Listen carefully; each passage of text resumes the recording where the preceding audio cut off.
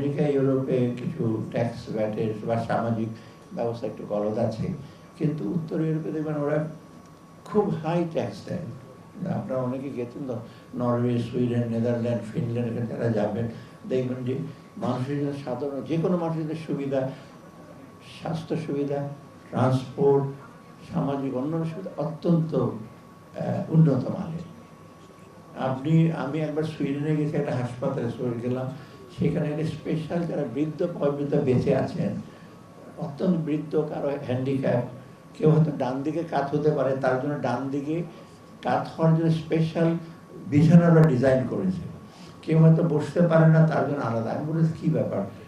We are spending millions of dollars for these old people because we cannot let them die R suffer করতে দেবো। সে টাকাটা কোত্থেকে আসে?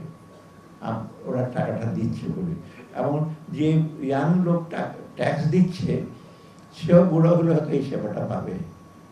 অর্থাৎ এই কনসিয়াসনেসটা এটা আছে। এখন আমাদেরকেও একটু কনসিয়াস হতো। অবশ্যই এটা আমি সবাইকে বলে ট্যাক্স দিয়েই যাবেন, সেবা পাবেন না, তখন ওরা বলছে আমরা দিয়েই যাচ্ছি, সেবা পাচ্ছি না। এটা কিন্তু আমাদের সরকারের দিক থেকে অন্য সংস্থার একটা কর্তব্য যে আপনার সেবা সুনিশ্চিত। যেমন 24টা সেবা বোধহয় পায় না, সে দিক আছে বোধহয় আপনাদের, হ্যাঁ, ইনকাম ট্যাক্সের সেবাটা। আর লোকজন বলে যে সেবার যদি ভালো না হয়, ইনকাম ট্যাক্সটা আমি দিচ্ছি, কী লাভ হচ্ছে? তো সেবাটাও আমাদের উন্নত করতে হবে, সহজলভ্য যেন হয়, এই জিনিসটা লক্ষ্য করবেন। আর আমি বক্তব্য দীর্ঘায়িত করতে চাই না, তো সবচেয়ে বড় জিনিস হলো কমপ্লায়েন্সটা।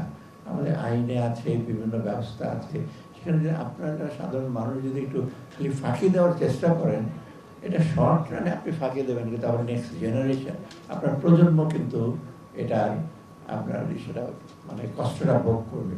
অর্থাৎ প্রজন্মের দিকে তাকিয়ে সার্বিক দেশের উন্নয়নের জন্য